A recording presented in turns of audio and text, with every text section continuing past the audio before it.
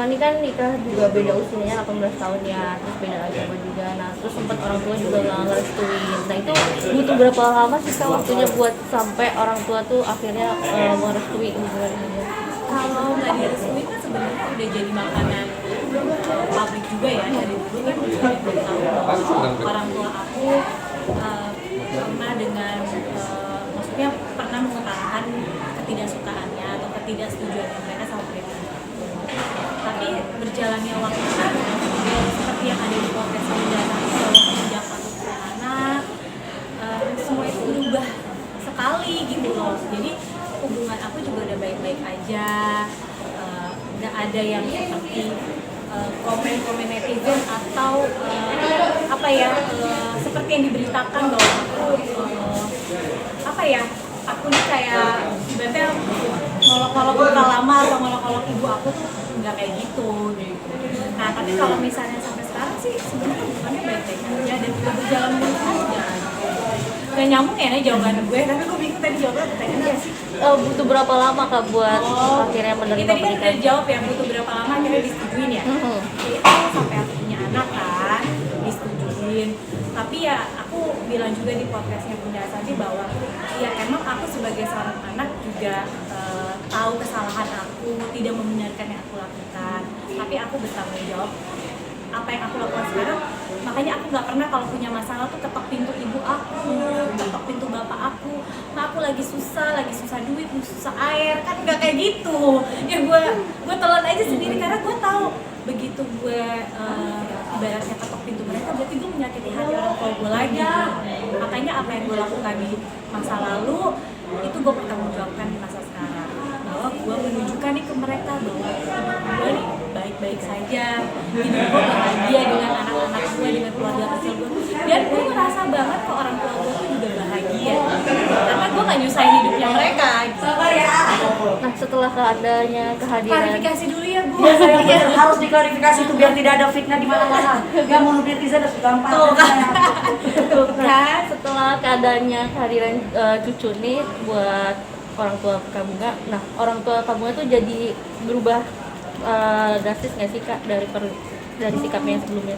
Pasti ya, jadinya kayak memaafkan kesalahanku juga. Pastinya kayak dia ngeliat cucunya, oh ya mungkin anak-anakku tuh adalah salah satu berkat buat aku. Kenapa? Dengan adanya anak-anak aku, which is orang tua aku menerima memaafkan aku, walaupun dengan begitu banyaknya kesalahan aku di masa lalu, tapi dengan kehadiran anak aku, orang tua aku memaafkan. Artinya ketika mereka menerima anak aku datang ke rumah gitu bareng anak-anak, artinya kan mereka sudah sangat mengikhlaskan masa lalu aku gitu. Jadi buat aku sebenarnya udah gak ada yang perlu dipermasalahkan, udah gak ada yang perlu netizen nih udah gak perlu lah mengulang-ulang atau mengulik-ulik kesalahan-kesalahan aku yang dulu, karena sebenarnya sesungguhnya kalian tuh nggak tahu apa-apa. Nah, kan sempat juga Kak Bunga tuh dipisahkan ya dari suami oleh orang tua. Nah, itu gimana tuh Kak? Dan akhirnya lebih memilih untuk balik lagi ke suami. Sebenarnya gua garis bawahi ya bahwa itu long story ya. Jadi itu kayak dalam hidup kita tuh pasti punya cerita baik dan buruk. Waktu aku di podcastnya Bunda Asanti itu bener-bener kayak mengalir aja, bukan bangga akan diri aku ceritain masa lalu, enggak, cuma kayak oh ya ampun gue bisa punya pengalaman seberat itu ya gitu. Ya udah semua orang nggak ada yang tahu, dan itu gue bisa ada di posisi itu sendiri, menyelesaikan itu sendiri bersama suami sama orang tua gue gitu. Sebenarnya yang perlu digarisbawahi adalah cerita aku di podcast Bunda Asanti adalah hanya menceritakan kenangan-kenangan masa lalu. Ya dulu memang pernah bukan dipisahkan ya, jadi kayak mungkin ada kesalahan kalimat juga di podcast Bunda Asanti, kayak misalnya aku bilang dikurung, bukan dikurung ya, sebenarnya itu aku mohon maaf banget juga buat orang tua aku ya, mungkin aku salah menyampaikan bahasanya. Memang dipisahkan dalam arti kata orang tuaku yang namanya punya ego, gue tetap nggak mau nih anak gue nikah sama laki-laki ini. Ya akhirnya aku dibawa pulang sama bapak aku atas persetujuan aku dan suami juga. Jadi ya udah kita pulang ke rumah orang tua aku memang diminta untuk tidak berhubungan lagi sama suamiku. itu real cerita. Kalaupun sekarang aku cerita sama orang tua aku nih berdua, iya soalnya mama kesel aja nih, jadi cerita sebenarnya kan, cuman netizen nih kayak bumbu-bumbuin cabai, terasi apa jadinya sayur asem kan, asem jadinya.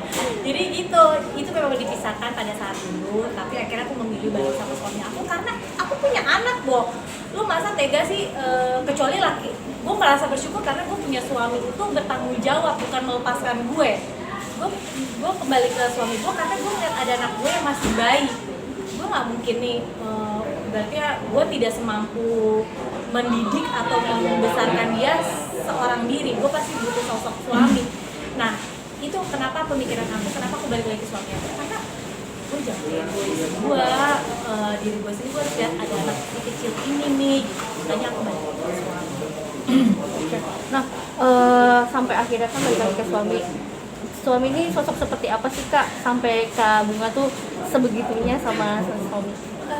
Ya sosok gimana ya, dia sosok orang yang sangat bertanggung jawab atas aku sama anak-anaknya, family man banget.